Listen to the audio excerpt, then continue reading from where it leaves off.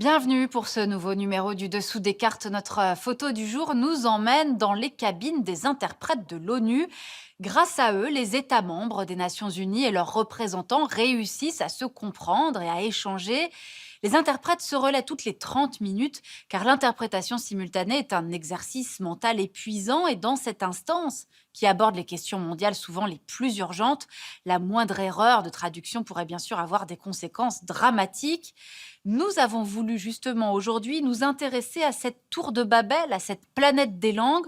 On estime qu'il en existe près de 7000, certains linguistes s'accordant à dire que d'ici à la fin du siècle, près de la moitié aura disparu. Nous allons parcourir cette planète des langues. Nous verrons que la langue est parfois une source de conflit et qu'elle est aussi, à l'heure du soft power, un enjeu de puissance. Mais commençons par un état des lieux. Les 7 milliards d'humains parlent plus de 7000 langues avec de nombreux alphabets et d'innombrables dialectes. Une tour de Babel qui se répartit en 8 familles linguistiques. Voici la zone des langues indo-européennes les plus répandues, incluant le français, l'allemand ou l'hindi. Le second groupe, avec le plus de locuteurs, englobe les langues sino-tibétaines, dont le chinois. Le continent américain abrite les langues amérindiennes, l'Afrique du Nord et le Proche-Orient, les langues afro-asiatiques, dont l'arabe et l'hébreu. Plus au sud, on trouve les langues bantoues, comme le yoruba et le swahili. À l'est, jusqu'en Sibérie et en Mongolie, les langues ouralo-altaïques, dont le turc, le hongrois et le finnois. Au sud de l'Inde, les langues dravidiennes, comme le tamoul. Enfin ici, les langues austro-asiatiques, avec le khmer ou le vietnamien. S'y ajoutent des groupes linguistiques mineurs, comme le khoisan au sud de l'Afrique, ou les langues d'Océanie, et des langues isolées comme l'esquimau-aïlout, l'aïnou, parlé à Hokkaido, et bien sûr le basque, aux origines mystérieuses. Alors, premier constat, il n'est pas rare de parler plusieurs langues à l'intérieur d'un même pays. De ce point de vue-là, le plus grand réservoir linguistique se trouve en Papouasie-Nouvelle-Guinée. 750 langues et bien plus de dialectes, soit 25% des langues parlées sur Terre. Direction l'Inde à présent, qui compte 1600 langues. 40 sont parlées par plus d'1 million de personnes, comme le marathi ou le bengali, et bien sûr l'hindi et l'anglais. Quant à la Chine, elle héberge une cinquantaine de langues, mais doit son unité linguistique au poids de son écriture. En ce qui concerne l'Afrique subsaharienne, c'est le paradis du plurilinguisme. 80 langues en Éthiopie, 227 au Congo-Kinshasa, 470 au Nigeria. Ici, en effet, les frontières politiques, héritage de la colonisation, ne se superposent que rarement aux frontières linguistiques. Résultat, ces États ont souvent gardé à côté des langues autochtones et locales la langue des colonisateurs, français, anglais, portugais ou espagnol, comme langue officielle et administrative. Ce décalage entre frontières politiques et linguistiques peut donner lieu à des conflits d'intensité diverses. On l'a vu avec le catalan en Espagne, les russophones dans l'est de l'Ukraine, les anglophones au Cameroun ou la répression contre les Ouïghours turcophones en Chine. Lors de l'explosion de l'ex-Yougoslavie en 1991, les nationalistes serbes, croates et bosniaques vont jusqu'à réinventer chacun leur langue, qui était pourtant jusqu'ici commune. Alors pour atténuer ces tensions, sur 193 États reconnus dans le monde, plus de 40 sont officiellement bilingues, 8 sont trilingues, dont la Belgique, la Bosnie-Herzégovine ou le Rwanda, 2 sont quadrilingues, Singapour et bien sûr la Suisse. 7000 langues parlées sur la planète donc, mais seulement une centaine qui a le statut de langue officielle d'un ou de plusieurs États, et moins d'une dizaine de langues vraiment internationales. C'est à elles que nous allons nous intéresser maintenant. En 2019, le chinois mandarin est la langue maternelle la plus parlée dans le monde, plus de 900 millions de locuteurs natifs. Le mandarin est suivi par l'espagnol, 440 millions, l'anglais, 380 millions, l'hindi ourdou, l'arabe, le bengali, le portugais, le russe, le japonais et le punjabi. Il y a la langue maternelle et il y a la langue que l'on apprend pour la communication. Et là, c'est l'anglais qui se place en tête avec plus d'1 milliard de locuteurs devant le chinois, l'hindi et l'espagnol.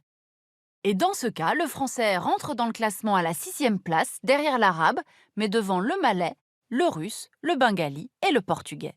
Alors ces langues internationales, elles, n'ont cependant pas toutes la même influence et on va essayer de comprendre pourquoi. D'abord parce que l'ONU ne reconnaît que 6 langues officielles, celles des membres permanents du Conseil de sécurité, anglais, français, chinois, russe, plus l'espagnol et l'arabe. Pas l'hindi, pourtant 2 fois plus parlé que le français ou le russe, car lors de la création de l'ONU en 1945, l'Inde était encore une colonie britannique. Quant à la plupart des organisations internationales, Conseil de l'Europe, OCDE ou Comité olympique, elles n'ont que 2 langues officielles, le français et l'anglais. La domination depuis un siècle et demi de l'anglais et du français a permis à leurs pays d'origine de diffuser leurs modèles et leurs idées via leur langue, ce qu'on appelle le soft power. Mais aujourd'hui se pose une question, l'anglais résistera-t-il à l'essor du chinois? C'est ce qu'on va voir maintenant.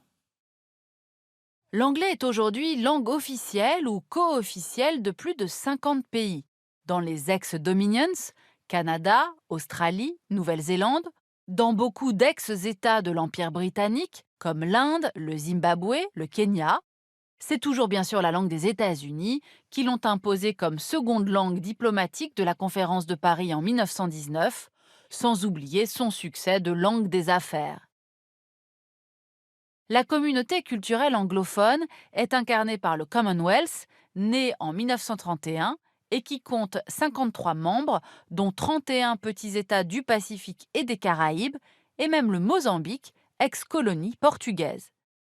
Tous reconnaissent la reine d'Angleterre comme leur chef symbolique et profitent de nombreux programmes de coopération.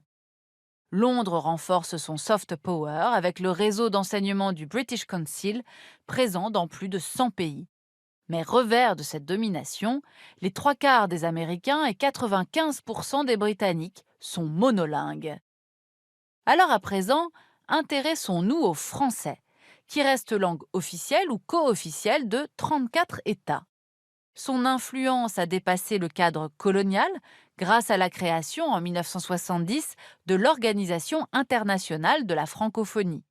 Institution politique présente à l'ONU, l'OIF compte 88 États et gouvernements membres, dont le Québec, la Serbie, le Qatar ou encore les Émirats arabes unis, où se sont implantés le Louvre et la Sorbonne. Elle regroupe plus d'1 milliard de personnes. Cette francophonie est active dans le domaine universitaire, politique ou culturel, via la chaîne francophone TV5 Monde, et sert ainsi la politique extérieure de la France qui finance 3/4 de son budget.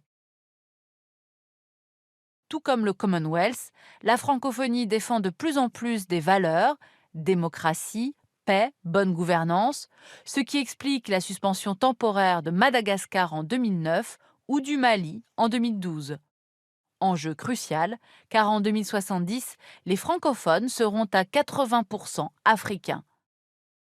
Paris peut compter aussi sur ses 832 alliances françaises présentes, regardez, dans 131 pays. Face à ces 2 langues mondes, le chinois, deuxième langue mondiale on le rappelle, n'est officiel qu'en Chine, à Taïwan et à Singapour. Alors pour renforcer son influence, Pékin a créé depuis 2004 plus de 500 instituts Confucius, surtout en Europe et aux États-Unis, et 46 en Afrique.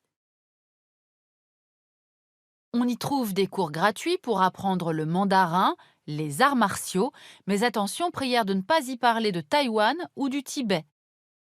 De quoi créer des tensions avec les universités qui accueillent ces instituts et même la fermeture récente de certains d'entre eux, notamment à Chicago, Toronto et Lyon.